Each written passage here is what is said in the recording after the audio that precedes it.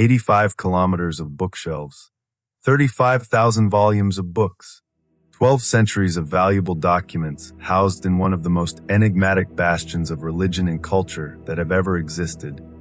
The Vatican's secret archives, the object of historical legend, yet completely real. What are the Vatican's secret archives? The name alone invokes the treasury and face of the Catholic Church and encourages the most imaginative to come up with sinister theories about what might be found inside. The archive indexes are not public and are accessible to scholars only after 75 years have passed since they were written, being housed in a part of the Vatican similar to a fortified citadel. When you think about the Vatican's secret archives, images of critical and buried secret documents come to mind, but that's not quite accurate. Here you can find two of the largest collections of historical documents. The translation from Latin Archivum Secretum Vaticanum, in plural, archives. Although in popular translations secretum seems to mean hidden, the Latin word has little to do with our interpretation of secret. In fact, the Latin word secretum refers more to something private, intimate, personal rather than hidden or cryptic. How were the Vatican's secret archives built? In the first century of Christianity, the Catholic Church already kept a substantial collection of records known as the Holy Cabinet or Scrinium. This usually traveled with the existing pope. The vast majority of these documents are now lost. However, we know about their existence through references seen in later works. Initially, archive materials of the Catholic Church were kept at the Lateran Palace, then the official papal residence. By the 3rd century, the archives had been transferred to 3 distinct locations: the Lateran, St. Peter's Basilica, and the Palatine Palace. Between the 11th and 13th centuries, much of these disappeared. In 1443, papal and historical documents were thrown into the streets as Pope Innocent VII fled the city. His envoy, Pope Gregory XII, apparently sold a large number of archive resources from 1406, including some of the papal registers. Only in 1612, through Pope Paul V, was it ordered that all records of the Catholic Church be gathered in a single location, thus beginning the rebuilding of the secret library. Who can access the Vatican's secret archives? In 1867, individual scholars were granted access to manuscripts relating to Galileo's trial. However, this scientific access was briefly interrupted after the dissolution of the Papal States in 1870. The main reason behind this absence was concern that Protestant scholars might use their access to defame or embarrass the Catholic Church. In 1879, Pope Leo XIII appointed Cardinal Joseph Hergenrother as archivist, who recommended allowing access for historians. Finally, the archives were opened on January 1, 1881, to allow impartial and essential research. Access today, though having more transparent policies that restrict access, popes have granted exceptions. For example, in 2002, Pope John Paul II allowed researchers access to documents from the historical archives regarding the Holy See's relations with Germany. The goal was to end speculation regarding the Catholic Church's collaboration with the Nazi regime. Since 2006, archive staff have organized 16 million pages of documents estimated to prepare for inspection by scholars. However, not just anyone can access the archive. It's open only to researchers who are subject to a verification process. Security and location of the archives. The Vatican secret archives are strictly positioned within a fortified part of the Vatican Library, like a fortress, and currently contain over 1,200 years of historical archives and manuscripts. A large part of the need to keep these manuscripts secure is that these documents were completely forbidden to anyone outside the clergy or inner circle of the Catholic Church before 1881. It also has an underground premise known as the bunker, a version of which was recreated for the film Angels and Demons. Today, it's possible to request limited access, but the entry process is among the most severe in the world. Reporters, students, and amateur historians are completely forbidden access, and authorizations are granted only to academic researchers who must renew their credentials every 6 months and can access only archives older than 75 years. When authorized, academics enter the Vatican through a specific entrance secured by the Swiss Guard. They are introduced to the archive, where they can access up to 3 pre-requested documents per day. Personal conflicts are permitted in the archives, but photographing the content is totally forbidden. You'll only see a few photographs of the 85 kilometers of archive shelves, mainly because they are open only to researchers, and all the images I use in this episode are titled as illustrations of old libraries, but not quite the Vatican's secret library itself. However, in recent years, the Vatican has become more open regarding outside access. In 2010, perhaps due to increased public interest in the secret archives and myths perpetuated by Dan Brown's bestsellers like Angels and Demons, the Vatican allowed journalists to visit for the first time. In 2012, the Vatican Secret Archives organized a public tour of some of its most important documents on the occasion of its 400th anniversary. During an event commemorating the 80th anniversary of Pope Pius XII's election, Pope Francis said he had ordered the archives to be opened in March 2020, stating that the Church is not afraid of history.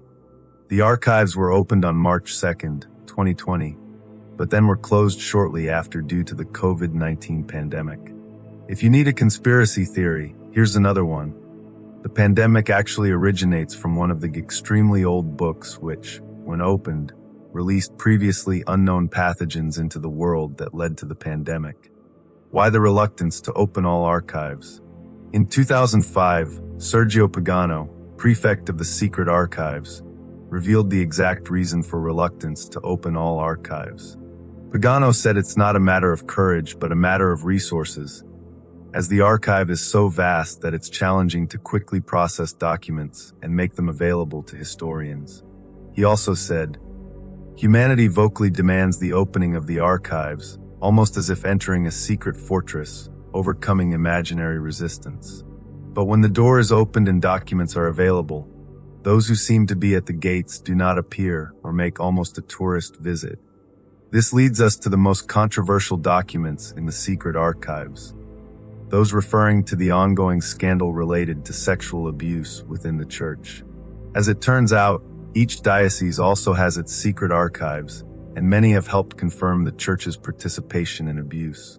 But the Vatican's secret documents are accessible only 75 years after they were written, to protect with 75 years all those who might still be alive since the acts were committed.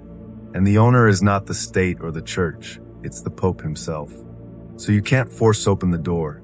You can judge individual dioceses for their information, but the Church itself is equivalent to a sovereign nation and can do what it wants. The Pope is the only one who could release documents early, and as things look now, it could be decades before journalists, historians, and victims learn more about the Catholic Church's role in abuse. What will you find in the Vatican Secret Archives? You'll find they're the largest collection of Catholic books, documents, and teachings in the world. It boasts letters from known figures such as Abraham Lincoln. A remarkable item is the letter from Mary, Queen of Scots, who was executed after being forced to abdicate from the throne and served nearly 20 years under arrest. She was ultimately sentenced to death for conspiracy to assassinate Queen Elizabeth I, her Protestant cousin. Facing beheading, she wrote a desperate letter to Pope Sixtus V begging for her life and criticizing the heretics who ultimately wanted to kill her. The Pope did not intervene, and she was beheaded on February 8, 1587. The Knights Templar parchment, initially formed to protect pilgrims in the Holy Land as a bodyguard, the Knights Templar became a force during the Crusades, not just dominating battlefields, but also controlling the West's reserve of wealth and influence before eventually being turned against by political and religious adversaries. Anyone ever fascinated by Dan Brown-style conspiracy theories about this order will be intrigued to learn that the archives hold an ominous document written by the Templars themselves. This is a parchment known as the Chinon parchment from 1308, containing the testimonies of 231 knights who were judged for alleged blasphemies and immorality, accused of such heinous crimes as spitting on crosses and same-sex relationships. The Order of the Templars would eventually be destroyed, and many knights brutally executed.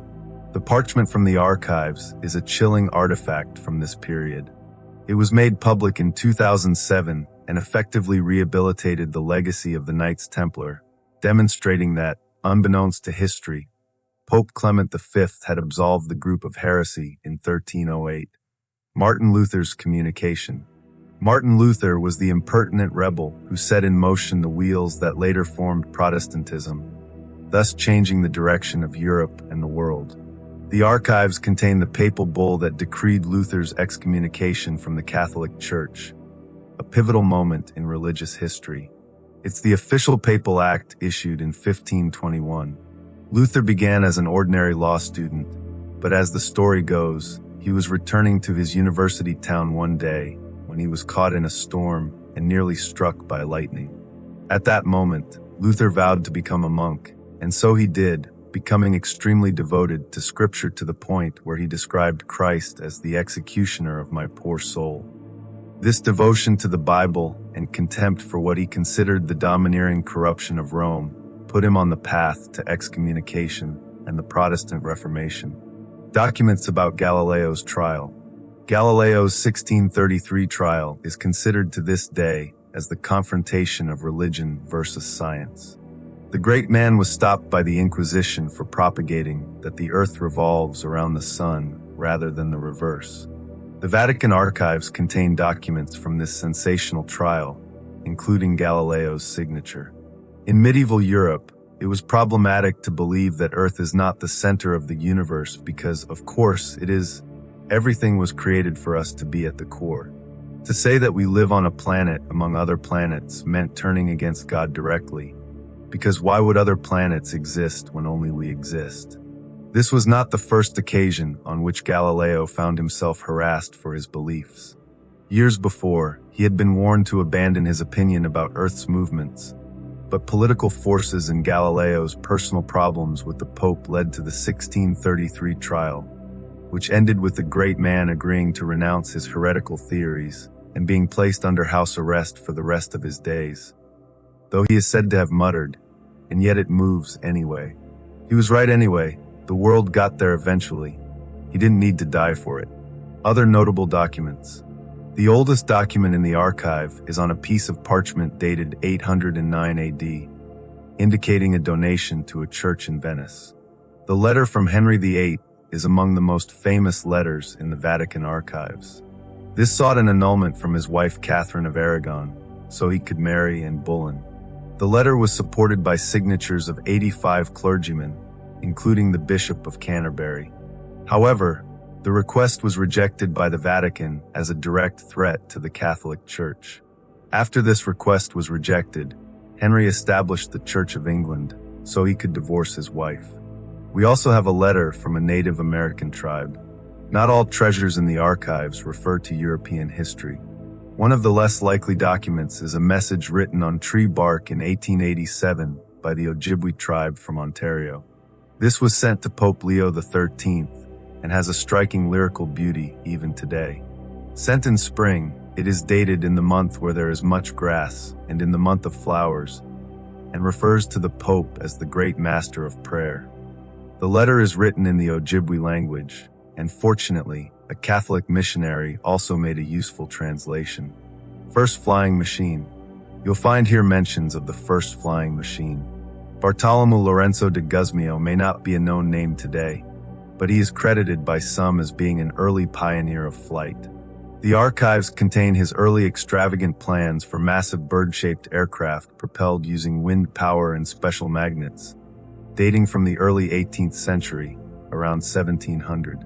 The story of his life is vague and devoid of revelations, but it seems he presented an early prototype of an aircraft in front of a Portuguese king and impressed viewers so much that he was granted special privileges to continue experiments.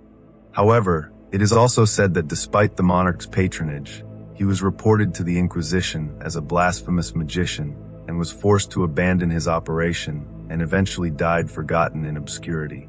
Hitler and the Vatican. Another article appeared in mid-February in Turin's main newspaper, La Stampa, titled Pius XII's Secret Plan Against Hitler. Newly available Vatican documents, the article claims, reveal that Hitler wanted to invade the Vatican and kidnap the Pope, but the Vatican's 200 gendarmes organized secretly to prevent the plot. In fact, German troops had occupied Rome and ruled with terror for 9 months, and if Hitler had ordered the Pope kidnapped, this would have been accomplished easily. 200 poorly armed gendarmes were more symbolic than real. What such an article obscures are the cordial relations that the Vatican enjoyed with German occupation forces. The Pope had an interest in ensuring the integrity of Vatican City.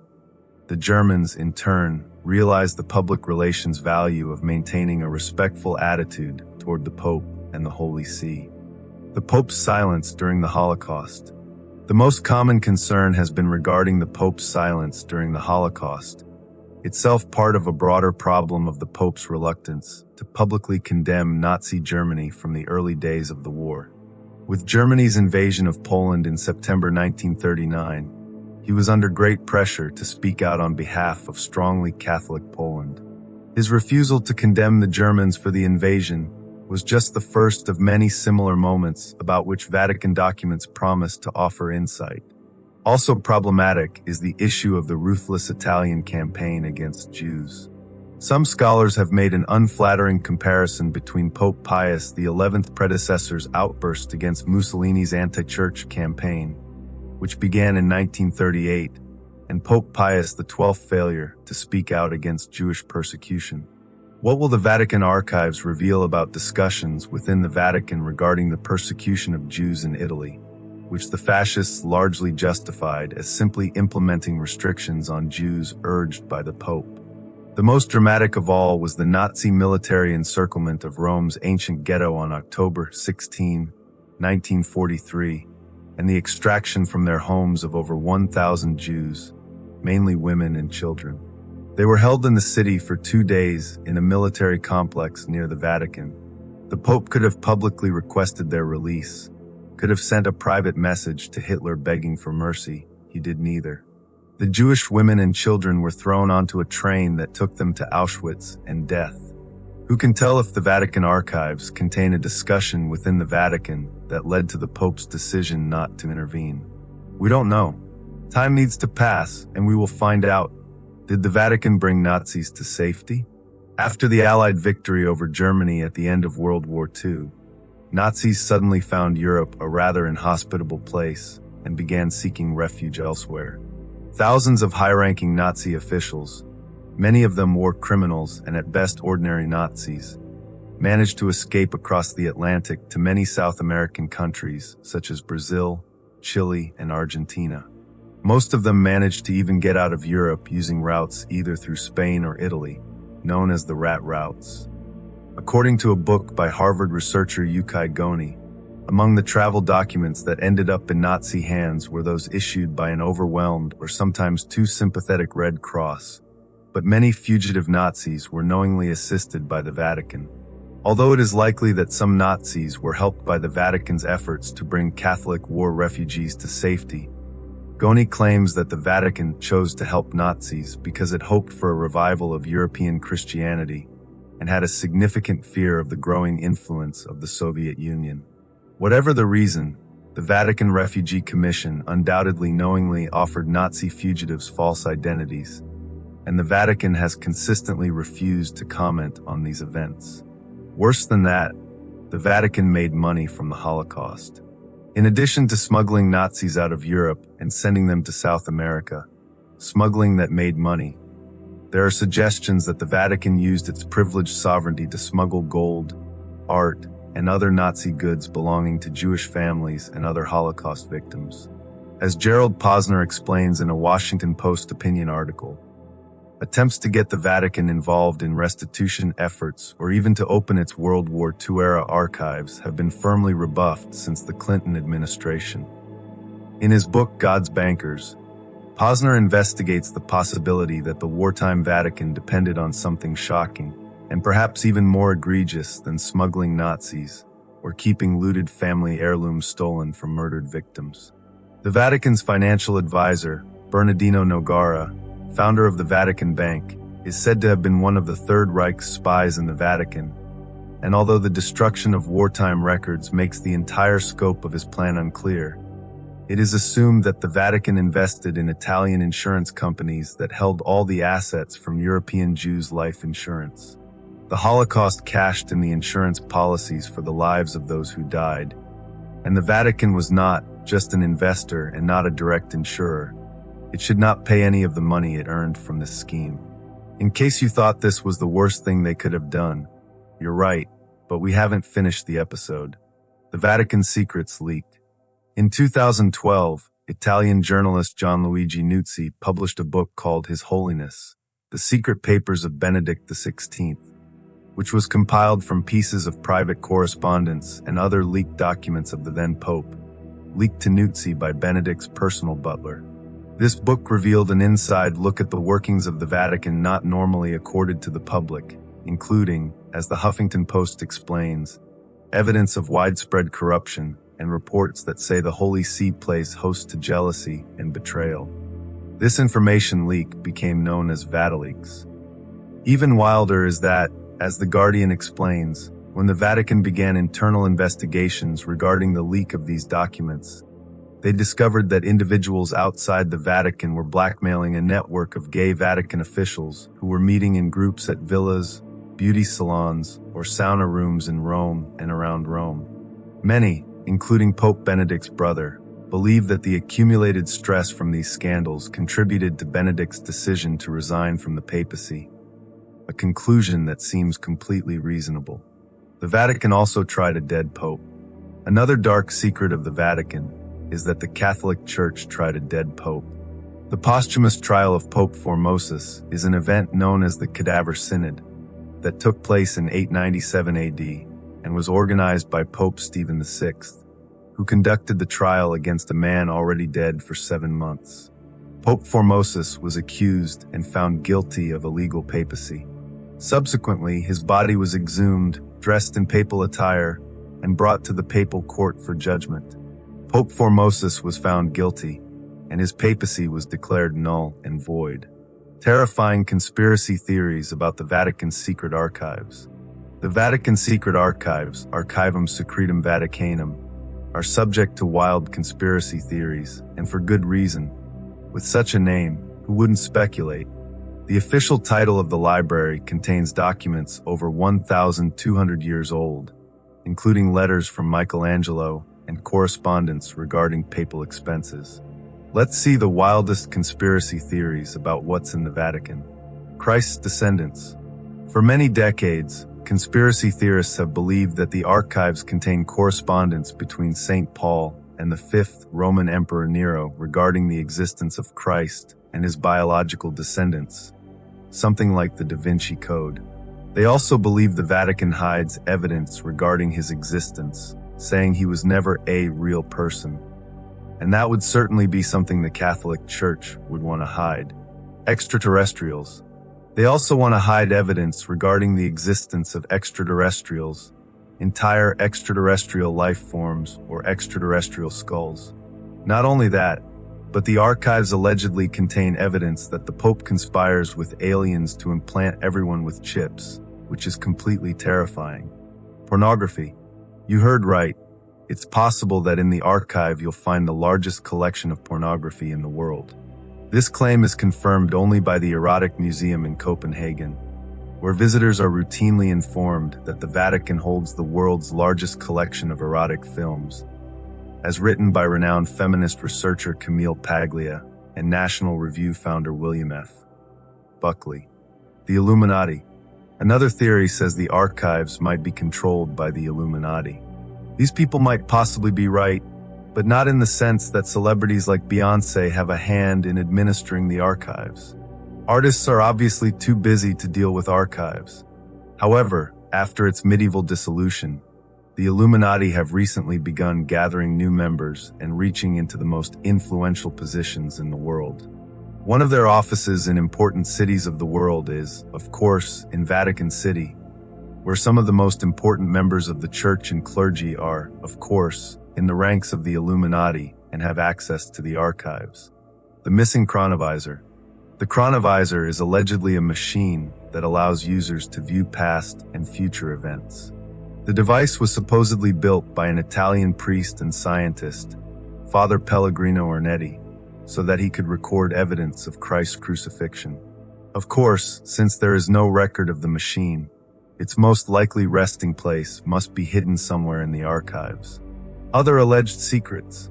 The archives may also contain the original 10 Commandments, the foretold apocalypse, and the 3 secrets of Fatima. The third secret of Fatima. Experts have evidence that the controversial text of the third secret of Fatima is one of many secret documents hidden in the Vatican archives.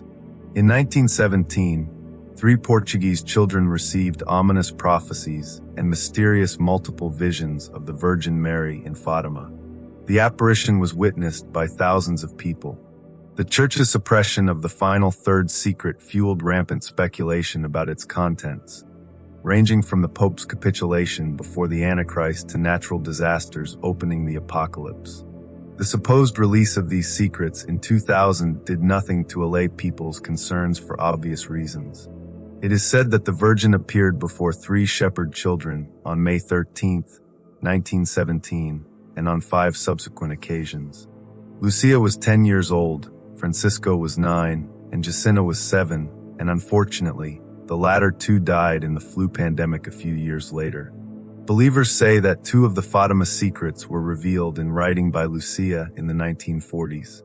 The third secret was put in a sealed envelope and sent to Rome more than 40 years ago. Interpretations of the secrets vary, but generally, believers think that the first represents the end of World War I and the beginning of World War II, and that the second predicted the spread and then collapse of communism and the transformation of Russia. The Vatican revealed the so-called Third Secret of Fatima, which for decades kept this other vision of the Virgin Mary at the center of theory and apocalyptic cults. The Vatican opened the secret as a vision of the assassination attempt on Pope John Paul II in 1981. Cardinal Angelo Sodano, the Vatican's Secretary of State, explained that the hidden part of the prophecies said to have been revealed to the 3 Portuguese shepherd children at the Virgin's 1917 apparition was a vision of an attempt to kill a pope. Mehmet Ali Agca, a Turkish gunman, shot the Pope while he was riding in an open car for Angelus in St. Peter's Square in 1981, on the anniversary of the 1917 apparition. Among the explanations that the gunman gave prosecutors at his trial for the 5-year rest was that his attempt was linked to the third secret of the Madonna of Fatima. The Cardinal's announcement was an effort by the Vatican to end the kind of fervent speculation that has sometimes overshadowed the spiritual importance of the shrine for hundreds of millions of Catholics. Versions of the secret distributed on hundreds of websites, usually under titles like The Third Secret Revealed, range from worldwide nuclear annihilation to profound ruptures in the Roman Catholic Church leading to rival popes. Fatima fanatics have organized hunger strikes. One even hijacked a plane to try to force the Vatican to reveal the secret. During his first visit to Fatima in 1982 on the first anniversary of the assassination attempt, a Spanish priest charged with a knife and tried to kill the Pope, but was knocked to the ground by a security officer. John Paul II has always mentioned the Virgin of Fatima as the savior of his life. After visiting the shrine in 1982 to thank her for his survival, a bullet extracted from his body was placed on the altar in a golden crown worn by a statue of the Virgin.